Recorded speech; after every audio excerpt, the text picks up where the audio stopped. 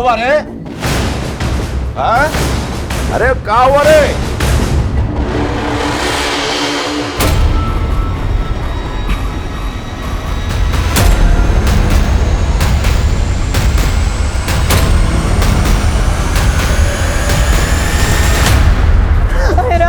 सीतापुर गांव में दो लड़कियों की लाशें एक पेड़ से लटकी हुई मिलती हैं। ये एक सुसाइड केस भी हो सकता था और एक मर्डर केस भी, लेकिन दोनों ही सूरतों में ये बहुत चौंका देने वाला एक डरावना सच था। आज की ये कहानी बच्चों और उनके माता पिता सभी के लिए बहुत ही महत्वपूर्ण है, क्योंकि गांव हो या शहर, इस तरह की घटनाएं दिन पर दिन बढ़ती चली जा रही हैं। इसके लिए हम सबको मिलकर इन वारदातों पर रोक लगानी होगी और खासकर माता पिताओं को इसमें खास भूमिका निभानी होगी। आइए देखते हैं हमारा आज का ये केस।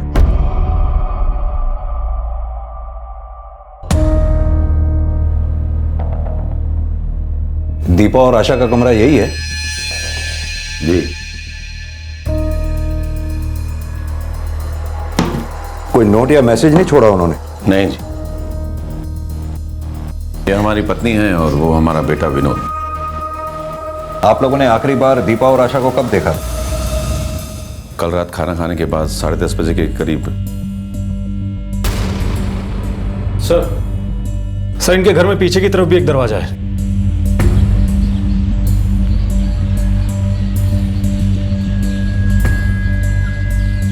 ठाकुर साहब, एक बात बताइए, क्या आपके घर के लोगों का अपने घर के इस पिछले दरवाजे से भी आना जाना है?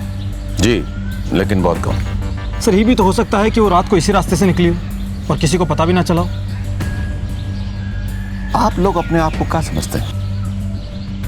अरे हमारी बिटिया रात को इस दरवाजे से बाहर क्यों जाएंगी? देखिए ठाकुर साहब, मैं समझाता हूं आपको। आप लोगों के बेडरूम घर के आगे की तरफ है और आपके घर का ये पिछला दरवाजा आपके बेडरूम से इतनी दूर है कि अगर कोई आपके घर का सदस्य चुपके से बाहर आना या जाना चाहे तो इस दरवाजे का इस्तेमाल कर सकता है। और यह भी हो सकता है कि दीपा और आशा इस दरवाजे से चुपके से बाहर गई हो कि उसका कोई जानकार इस दरवाजे से अंदर आया हो और उन्हें बाहर ले गया हो। इंस्पेक्टर साहब, इस गांव के मुखिया हैं हम, किसी का मजाल नहीं है हमारे घर की तरफ देख भी ले। आप तो आने जाने का बात कर रहे हैं। तो हो सकता है उन दोनों ने खुद अपनी जान ली हो, कोई टेंशन थी उन्हें। इंस्पेक्टर साहब, हमारे घर में सब कुछ नॉर्मल रहता है, और रही बात घर संभालने की, तो बहुत अच्छे तरीके से आता है हमें। इस हादसे को देखकर तो नहीं लगता ऐसा। खैर, उन दोनों को किसी तरह की कोई टेंशन थी या किसी से उनका लड़ाई झगड़ा हुआ हो, या फिर ठाकुर साहब आपकी किसी से कोई दुश्मनी हो? साहब पानी। कह रहे कोनो काम वक्त पर नहीं करता है। पानी नीचे रख। मुर्गा बने आप। साहब मुर्गा बन, रख पानी नीचे।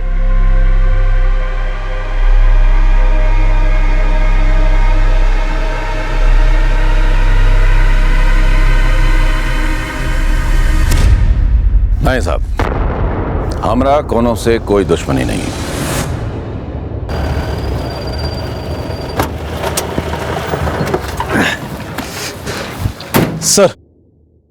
सर ये माया देवी तो अपनी जगह से हिलने का नाम ही नहीं ले रही है। हरदोई थाने फोन करके लेडी कांस्टेबल का स्टेटस मालूम किया, क्योंकि बिना लेडी कांस्टेबल के हम बॉडीज को नीचे नहीं उतार पाएंगे। Right sir. योगेश, ये क्राइम सीन की फोटोग्राफ देखकर ऐसा लगता नहीं कि इन दोनों लड़कियों ने फांसी खुद लगाई होगी। वो कैसे सर? इस पिक को ध्यान से देखो। दोनों के गले में जैसे फांसी लगी हुई है और फंदे पे जो गांठ लगी हुई है, खुद फांसी लगाने वाला इस तरह की गांठ लगा ही नहीं सकता। मतलब ये था, खुद फांसी लगाने वाला पहले रस्सी के एक सिरे को अपना एक हाथ में पकड़ेगा, दूसरे हाथ से वो इस तरह से पेड़ पे डालने की कोशिश करेगा। खुद फांसी लगाने वाला इस तरह से फंदा बनाएगा। ये अब कुर्सी इधर रखो, यहां पकड़ो जरा कुर्सी, यहां सामने आके।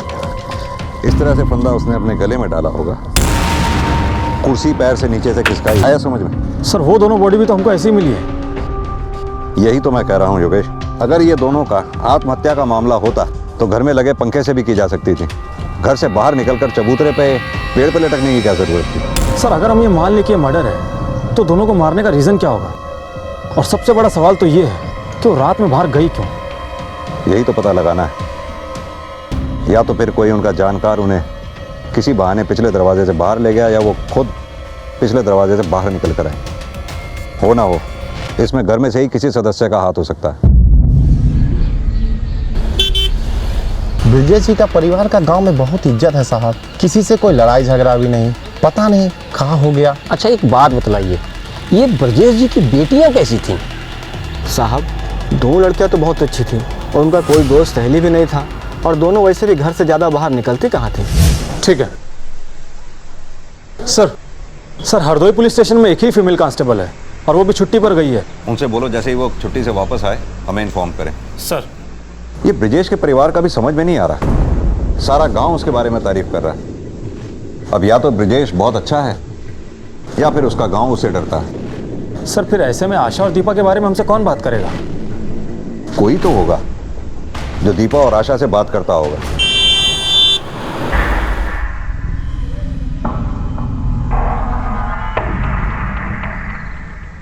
सर पता चला है कि ब्रिजेश की गांव के दर्जी से आशा और दीपा के कपड़ों को लेकर बहस हुई थी। हाँ वो दोनों यहाँ आती थी साहब। क्या है ना, हम ही एक लेडीज टेलर है पूरे गांव में, तो किसी को भी कपड़ा सिलवाना होता है तो हमारे पास ही आती है। ये दीपा और आशा को तो आप जानती ही होंगी, दोनों बातचीत करने में कैसी थी? तो सोच क्या ही हो क्या बनवाना है? बहुत कुछ सोच के रखे हैं, तुम देखो इसको थोड़ा और नीचे कीजिए ना। हाँ इतना कीजिए। अरे बाप रे बाप, तुम पागल हो गई हो, इतना डीप गला पहनोगी? अच्छा तुम देखो ना, हम कितना अच्छा बनवाएंगे इस बार, सब देखते रह जाएगा। दीदी इसको थोड़ा टाइट कीजिए। हाँ दीजिए ना, कीजिए। पगला गई हो तुम, तुम्हारा माथा खराब हो गया, तुम इतना टाइट सूट पहनोगी? तुम देखना, अगर अच्छा नहीं लगेगा ना तो हम बदलवा देंगे, पूरा गाँव देखता रह जाएगा, इतना अच्छा लगेगा। और थोड़ा टाइट कीजिए। हाँ इतना ले जाइए, बस इतना। तुम पिटवा दोगे। देखिए अगर अच्छा नहीं बनेगा तो हम पैसे नहीं देने वाले आपको। और नीचे में ना लेस लगा दीजिएगा, हम एकदम चाहते हैं कि हम वो टीवी हीरोइन जैसे दिखे, इसका एकदम चिकना सा पेट और मोर जैसी चाल हो। एक दिन ठाकुर साहब हमारे दुकान पे आए थे। ये क्या भद्दा कपड़ा सी है? क्या हुआ ठाकुर जी? आपको पता नहीं चला आपने क्या किया है? हमारा बिटिया लोगों का सूट सिला आपने, इतना छोटा छोटा बाजू, गला इतना लंबा, टाइट कपड़ा, इसको पहन करके गांव में घूमेगा तो नंगा नहीं दिखेगा। कपड़ा जल्दी से ठीक करके घर भिजवाइएगा, नहीं तो दुकान में धुआं भर देंगे, समझ गए ना? ये सब हुआ कब? 4 दिन पहले साहब, जब आशा अपने पति के घर से वापस आई थी। ये आशा शादीशुदा थी क्या? हाँ साहब। तो अपने घर वापस क्यों नहीं गई वो? नहीं पता साहब। कमाल करते इंस्पेक्टर साहब आप। अरे हमारी बिटिया थी, वो कुछ भी पहने, किसी को क्या लेना देना? अरे चुप हो जाइए ना आप लोगों ने हमें पहले क्यों नहीं बताया कि आशा की शादी हो चुकी है? इसमें बताने वाली कौन सी बात थी? सब लोग जानते थे कि वो कुछ दिनों के लिए मायके आई थी। तो फिर आशा के ससुराल से कोई दिखाई क्यों नहीं दिया? आशा का पति कहां पर है? इंस्पेक्टर साहब, अगर आपको जांच ही करना है ना तो बाहर जाके कीजिए ना, कातिल तो आपको बाहर मिलेगा। आप बार बार जैसे घर में घटना घटा है वहीं आ जाते हैं। आप लोगों का कुछ काम है नहीं, बस यही रह गया। करे किसने मंगाया पानी? वो साहब हम जाते हैं। और देखिए इंस्पेक्टर साहब, अगर आपसे ये मामला नहीं संभलता हो तो हमें बता दीजिए, हम कुछ इंतजाम कर लेंगे। देखिए साहब, हमारा परिवार ऐसा ही बहुत मुश्किल से गुजर रहा है। वो देखने में ऊपर से सख्त जरूर है, लेकिन अंदर से बहुत दुखी है। बहुत प्यार करते थे अपनी बिटिया से। आप यही जानना चाहते हैं ना कि उस दिन दर्जी के यहाँ से कपड़ा आया तो क्या हुआ? ये छोड़ ना दीपा, सुन ना, आशा बात करने दे। अम्मा ये क्या करवा दिए आप हमारा कपड़ा का? हाँ हम ऐसा कपड़ा पहनेंगे? ये ढीला ढाला एकदम झोला माफिक। हाँ अम्मा हम कुछ पूछ रहे हैं आपसे। क्या झोला ही सा? झोले से कपड़ा है, 1 नंबर कपड़ा है। गांव की जितनी लड़कियों को देखो सब ऐसे ही कपड़ा पहनती है, और तुम दोनों पे कपड़ा बहुत जचेगा, बहुत, समझी? यही कपड़ा तुम लोग को पहनना है। तुम पहनो ये कपड़ा, समझे? चलो आशा। देख रही हो अम्मा, दिन पर दिन लोग नौटंकी बढ़ते चल जा रहा है। ये नहीं पहनेंगे, वो पहनेंगे।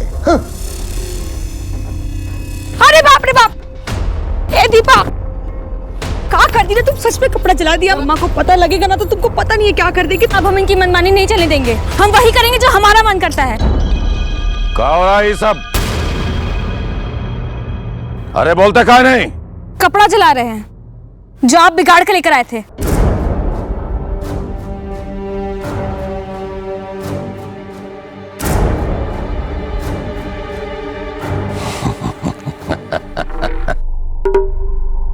मानो बात नहीं। अरे ठाकरों की बिटिया हैं तो खून तो बाल मारेगा ही ना। तुम दोनों दूसरा कपड़ा बनवा लेना, बढ़िया आशा। हाँ, पर पहले जैसा नहीं। हाँ, बस यही सब था हमारे बीच। दीपा की भी शादी हो चुकी थी क्या? हाँ, वो दीपा के लिए भी लड़का देख रहे थे, लेकिन आशा की शादी पहले तय हो गई तो पहले कर दी। और ये आशा की ससुराल कहाँ पर है? बलियापुर। सुनील आप ही हैं? हाँ सर। सुनील, हमें आपकी बीवी आशा के बारे में आपसे कुछ बातें करनी है। आशा क्या हो सर? क्यों, आपको नहीं पता? आपकी बीवी आशा अब नहीं रही। क्या?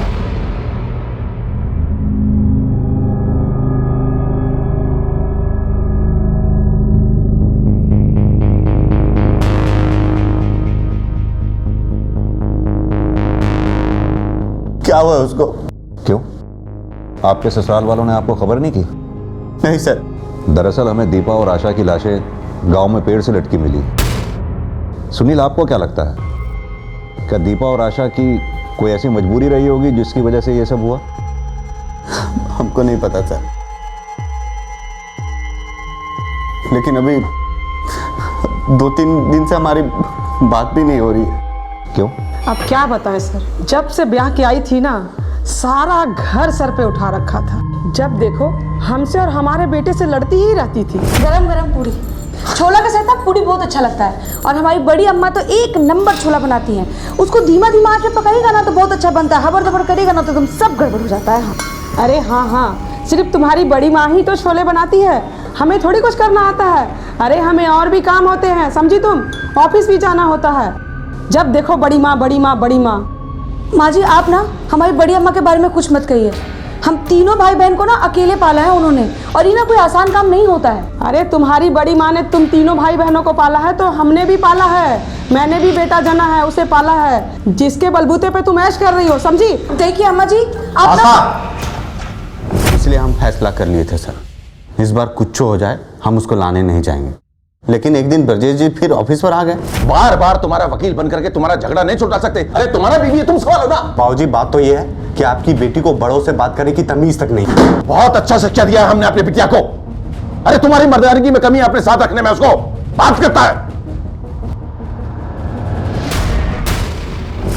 ये कब की बात है? 2-3 दिन पहले की बात है सर। सुनील, हमें लग रहा है कि दीपा और आशा की हत्या में कहीं ब्रजेश जी के परिवार में से ही तो किसी का हाथ नहीं है। आपको किसी पे शक है? नहीं सर, लेकिन पूरा गांव वाला जानता है सर कि घर में सबसे गुस्से वाला कौन है। कौन है? सर, हम नाम तो नहीं ले सकते, आप पूछिए अगल बगल जाकर, आपको पता चल जाएगा। सर, आपका शक हमें सही लग रहा था। कातिल ब्रजेश की फैमिली में से ही कोई हो सकता है। सुनील भी तो नाम लेने से घबरा रहा था। हाँ योगेश, लेकिन सिर्फ हमारे सोचने भर से हम ब्रजेश या उसके परिवार पे इल्जाम नहीं लगा सकते। ये भी तो हो सकता है सुनील ने हमारी हाँ में हाँ मिला दी हो। सर, हमको किसी को तो ढूंढना ही होगा जो हमसे ब्रजेश के परिवार के बारे में खुल के बात करे। एक काम करो, ये दीपा और आशा की कॉल डिटेल्स निकलवाओ, पता करो दोनों बहनें मरने से पहले किस किस से बातें करती थी। सर, कितने बार कह दिए हैं, जब तक कातिल पकड़ा नहीं जाता तब तक इनका लाश नीचे नहीं उतरेगा। हाँ हाँ, नहीं उतरेगा। हम लोग लाश नहीं ले जाने देंगे। सुन लिए हैं? ए शंभू जी, कहाँ जा रहे हैं? घर जा रहे हैं साहब। बैठिए, हम छोड़ देते हैं आपको। नहीं साहब, हम चले जाएंगे। बिठाइए योगेश इनको। हाँ सर। साहब, हमें कहाँ ले जा रहे हैं? हम कहीं नहीं लेके जाएंगे, आइए बैठिए। चलिए। साहब, घर में सबसे गुस्सेले तो विनोद बाबू ही हैं। आए दिन किसी न किसी के साथ मारपीट करते रहते हैं। कुछ दिन पहले वो पीसी वाले कमलेश को कूट दिए थे। ये विनोद का दीपा और आशा के साथ भी झगड़ा हुआ था। काहे तोड़ देंगे वो पैर? हाँ, बाबूजी सारे दिन बैठ के समाचार सुनते रहते हैं। अरे उस पे कोई नाच सकता है क्या? पता है, तुम्हारे इन्हीं हरकतों की वजह से तुम्हारा मंगेतर ने तुम्हें छोड़ा होगा। किसी पागल लड़की के साथ कौन आना चाहेगा? बेहुदा, हाँ? तुम्हारा हिम्मत कैसे हुआ दीपा से ऐसे बात करने का? माफी मांगो तुम अभी। हम मांगे माफी? दोबारा ना इसको हाथ मत लगाना। तुम दोनों को देख लेंगे हम। बहुत तेज बन रही हो ना।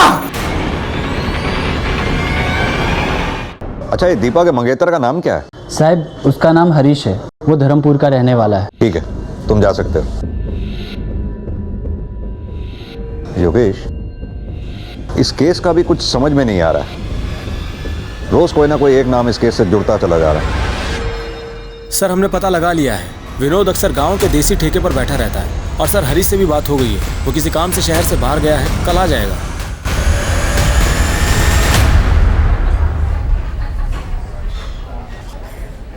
सर पूरा विनोद।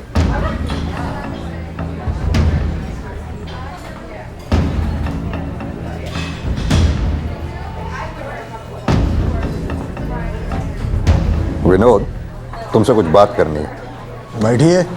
यहाँ बात नहीं कर सकते हैं, बहुत शोर है यहाँ। कोई चिल्लम चिल्ले ना। बहुत रौब है तुम्हारा।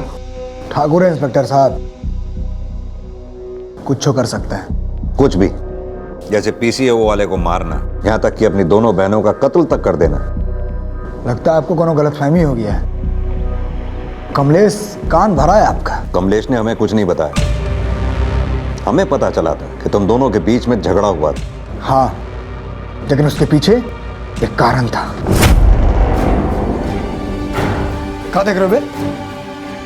इधर क्या हुआ?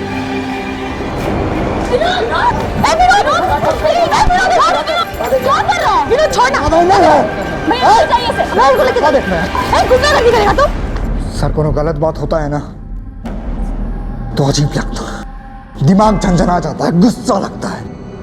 पर इतना भी नहीं कि हम अपनी सगी बहन को मार दें। पुलिस के सामने कई उलझनें थी। वो चाहते थे कि केस जल्द सुलझ जाए, लेकिन अपनी बेटियों के गम में न्याय की मांग करती माया देवी ऐसा करने के पक्ष में बिल्कुल नहीं थी। दीपा हमें बहुत पसंद थी सर। अरे हमने तो शादी की तारीख भी फिक्स कर दी थी। तो फिर सगाई काहे तोड़ दी तुमने?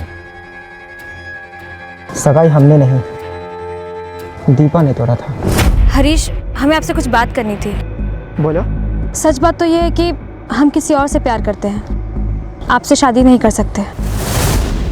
अब लड़की है तो सगाई तोड़ भी नहीं सकते, माँ की बहुत बदनामी हो जाएगी। तो अच्छा यही होगा कि आप ही ये रिश्ता तोड़ दीजिए। आप समझ रहे हैं ना हम लोग क्या कहने का कोशिश कर रहे हैं? तोड़ दीजिए ना सगाई।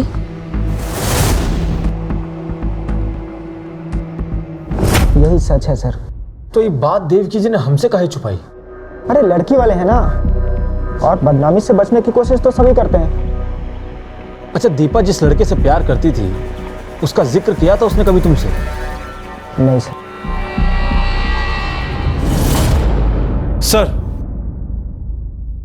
सर दीपा और आशा के कॉल रिकॉर्ड्स में सब कुछ नॉर्मल है।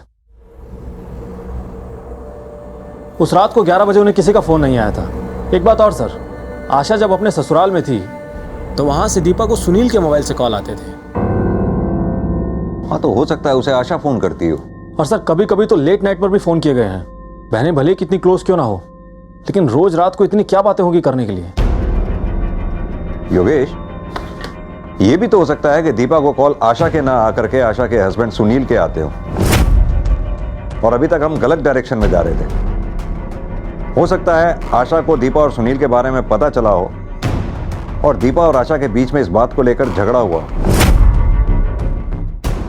इस झगड़े के दौरान दीपा का खून हो गया हो। सर सुनील और दीपा के बीच में अगर अफेयर था भी तो मिलते तो जरूर होंगे।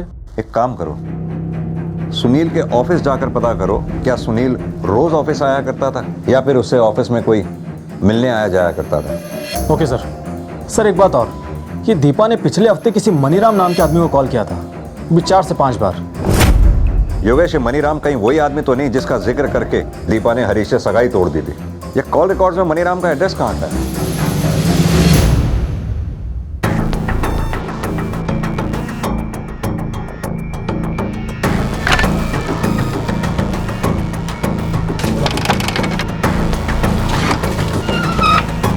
क्या हुआ सर?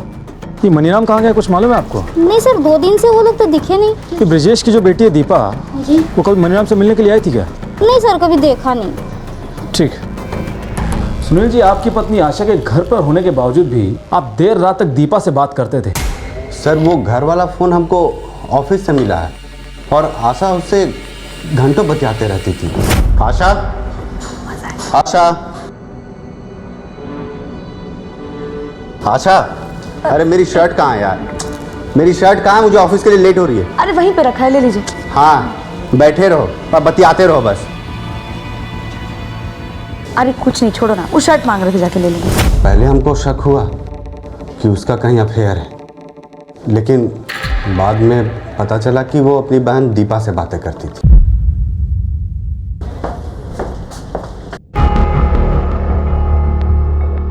तो सुनिए। जी सर। ये सुनील डेली ऑफिस आते हैं क्या? जी सर, हर रोज़ आते हैं। अच्छा, इनसे कभी कोई लड़की मिलने आई है क्या? नहीं सर, आज तक कोई लड़की तो नहीं आई इनसे मिलने। सर ये भी तो हो सकता है कि ये सारा काम हरीश ने किया हो।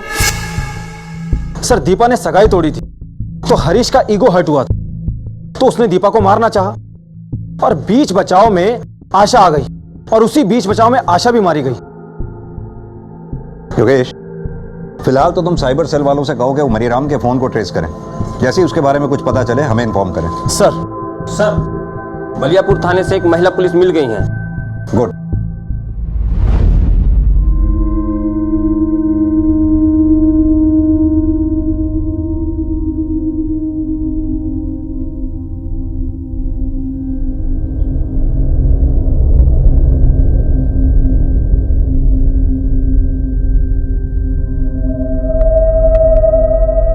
योगेश, बॉडीज को पोस्टमार्टम के लिए भेजो। सर।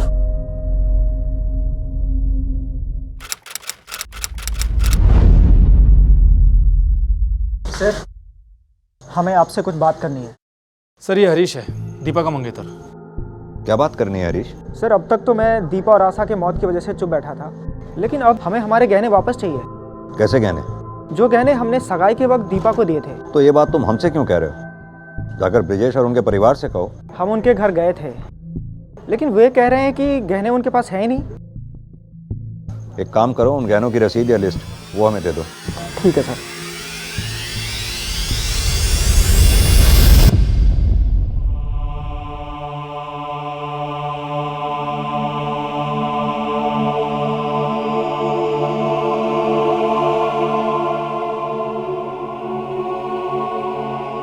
ठाकुर साहब, आप लोगों से कुछ बात करनी है। माया देवी दिखाई नहीं दे रही। वो अपना मायके गई हैं, उनकी तबीयत ठीक नहीं थी। दरअसल हरीश ने कंप्लेंट लिखवाई है। दीपा की सगाई में जो उसने गहने दिए थे आप लोग उन्हें लौटा नहीं रहे।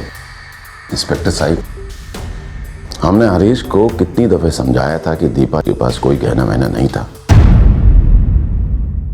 सर ये हरीश झूठ काहे बोल रहा है हमसे? योगेश, ऐसा भी तो हो सकता है कि दीपा ने ये बात अपनी फैमिली से छुपाई हो। एक काम करो, तुम्हारे पास मोबाइल में उन गहनों की जो तस्वीरें हैं उन्हें आसपास के ज्वेलर्स को दिखाओ। हो सकता है ऐसे गहने उनके पास बिकने के लिए आए हो। सर। अच्छा सुनिए, अभी हाल फिलहाल में आपकी दुकान पर कोई कंगन बेचने के लिए आया था क्या? हाँ सर। कंगन दिखा सकते हैं? हाँ जरूर।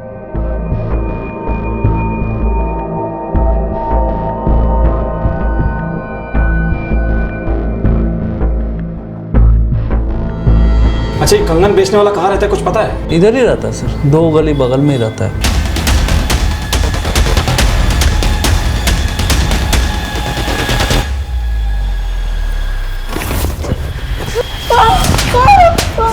तुमको तो हम थाने में कंगन पहनाएंगे। चल बोल।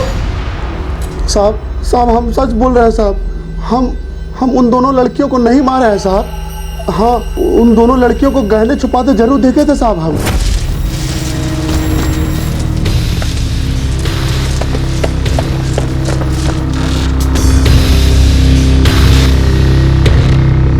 उसके बाद हम चुरा ले आए थे साहब। साहब हम झूठ नहीं बोल रहे हैं साहब। सर दीपा और आशा की पोस्टमार्टम रिपोर्ट आ गई है। सर रिपोर्ट के हिसाब से आशा की मौत दीपा की मौत से आधे घंटे पहले ही हो गई थी। यानी अभी तक हमारी थ्योरी किसी और ट्रैक पे चल रही थी। और सर सबसे चौंकाने वाली बात तो ये है कि दीपा और आशा की मौत फांसी लगने से हुई नहीं। दीपा को गला घोंट कर मारा गया है और आशा के सर पर चोट लगी, जिसके कारण इंटरनल ब्लीडिंग होने की वजह से उसकी मौत हो गई। एक बात और सर, आशा की एड़ियों में गहरे खरोंच के निशान भी थे। ऐसा लगता है कि उसको घसीटा गया हो। योगेश, ये भी तो हो सकता है कि आशा ने जूते या चप्पल पहन रखे हो जो उसे घसीट के ले जाते समय पांव से निकल गए हो। अपने 2-3 कांस्टेबल को क्राइम सीन पर साथ लेके जाओ, अच्छी तरह से छानबीन करो।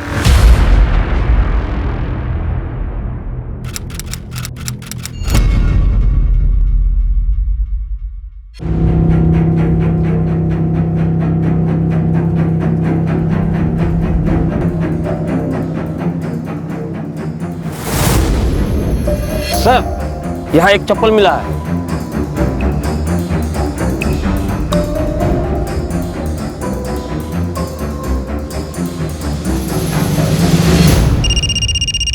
हाँ योगेश, बोलो।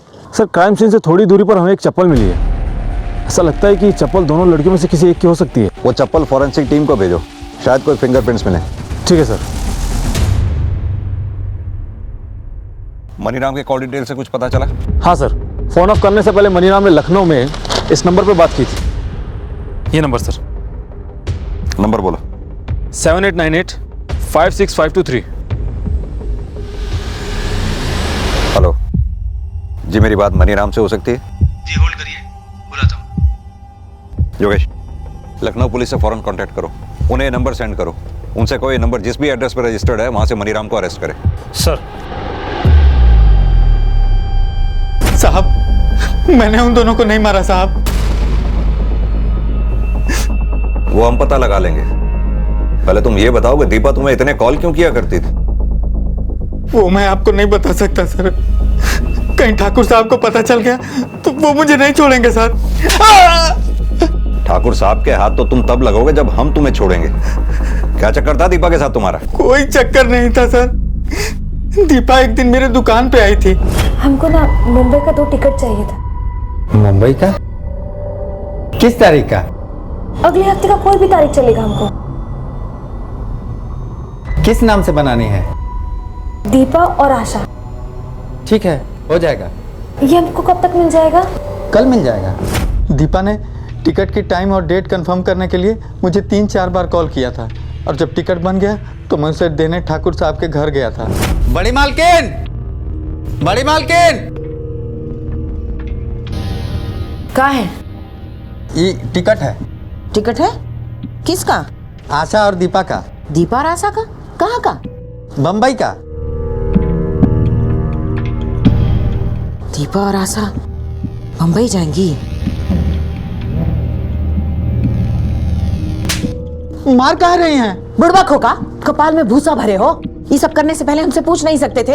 अरे तो उन्होंने बोला तो मैंने करा दिए। अब करा दिए तो करा दिए। सुनो, ये बात किसी से नहीं बोलिएगा, समझ गए? अब जाइए यहाँ से। ठीक है। जब आशा और दीपा की लाशें मैंने पेड़ से लटकी हुई देखी तो मैं समझ गया कि ये भागने की प्लानिंग कर रही थी, तो इनके घर वालों ने इन्हें मार डाला।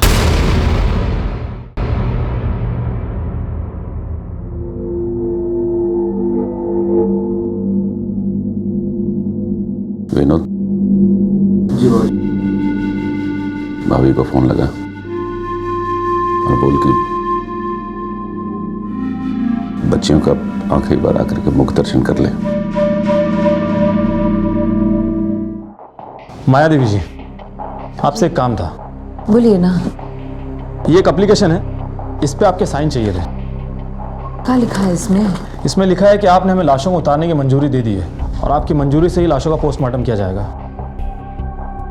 हमारा तबीयत ठीक नहीं चल रहा है और उस पर हम ज़्यादा पढ़े लिखे भी नहीं हैं। ये दस्तखत करने आता नहीं है हमको। कोई बात नहीं, अंगूठा लगा दीजिए। जी।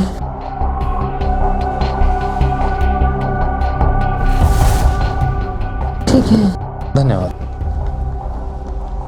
इंस्पेक्टर साहब, हमारे बच्चियों के कातिल का कुछ पता चला? अब जल्द ही पता लग जाएगा। चलो।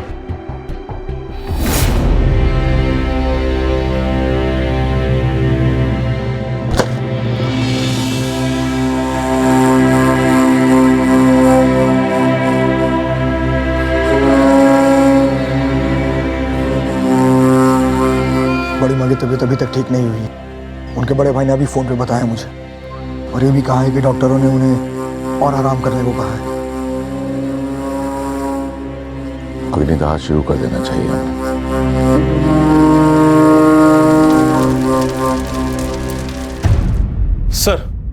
सर माया देवी के फिंगरप्रिंट की रिपोर्ट। सर आशा की चप्पल पर जो फिंगरप्रिंट हमें मिले थे वो माया देवी के फिंगरप्रिंट से मैच कर गए हैं। तो लगता है माया देवी से मिलने का समय आ गया।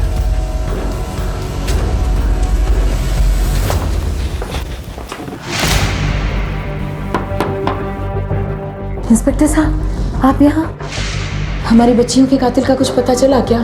जी, अब कातिल और सबूत दोनों हमारे पास हैं। कौन है कातिल? आप ही बताइए। हम बताएं? चलिए हम बताते हैं। आशा की चप्पल पर पाए गए फिंगरप्रिंट्स आपके फिंगरप्रिंट से मैच कर गए।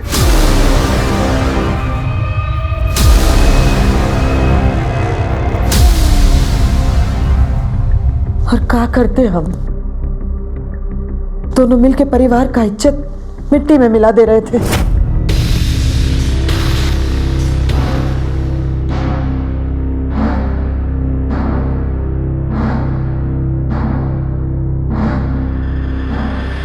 इस तरह लड़कियों को नाचना शोभा नहीं देता है। लड़कियों को कंट्रोल में रखो, नहीं तो किसी दिन भाग जाएगी। अरे बहन जी, ये दोनों लड़कियां पगलैट हैं। जब भी मिलती हैं ऐसे ही उल्टी सीधी हरकतें शुरू कर देती हैं। बहन जी, मैं गर्ल्स स्कूल पढ़ाती हूँ, लड़कियों को अच्छी तरह समझती हूँ। आजकल की लड़कियाँ लड़कों को कम और लड़कियाँ को ज़्यादा पसंद कर रहे हैं। उस दिन के बाद हम उन दोनों पर नजर रखने लगे। दोनों रात रात भर घंटों फोन पर साथ में बतियाते थे। फिर जब हरीश ने सगाई तोड़ दी, हम हरीश से मिलने गए। दीपा ने ही मुझसे कहा था ये सगाई तोड़ने के लिए। दीपा ने कहा कि वो किसी और से प्यार करती है। किससे? अब ये तो आप दीपा और आशा से ही पूछ लीजिए। दीपा और आशा से?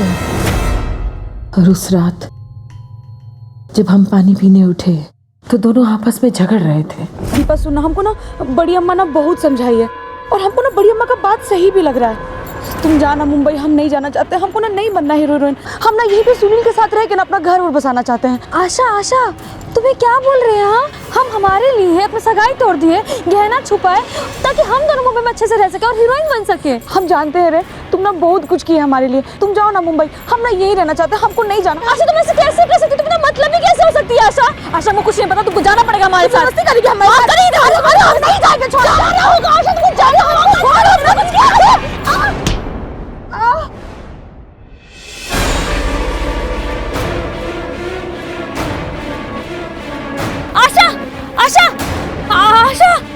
आशा अम्मा, वो हम बात कर रहे थे गिर के। आशा अरे ये तो मर गई। ये क्या करती हो बिटिया? ये तो मर गई है। क्या करें? नहीं अम्मा, नहीं। हम ऐसा कुछ नहीं किया था अम्मा। हम तो बस समझा रहे थे। शांत हो जाओ, शांत हो जाओ। करते हम सब ठीक कर देंगे। एक काम करो, 2 साड़ी लेकर आओ हमरी। जा 2 साड़ी लेकर आओ हमरी। और सुनो, 1 कुर्सी भी लेकर आओ। हाँ जाओ।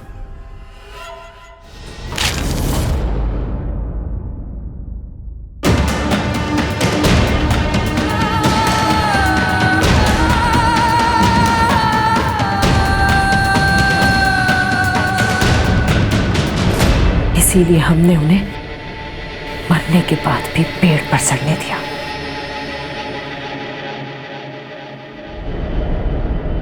हम तो उन्हें अग्नि भी नसीब नहीं होने देना चाहते थे। ऐसी औलादों के साथ ऐसा ही होना चाहिए। उन दोनों को जान से मारने की बजाय अगर प्यार से समझाया होता तो वो दोनों जिंदा होती। ले चलो।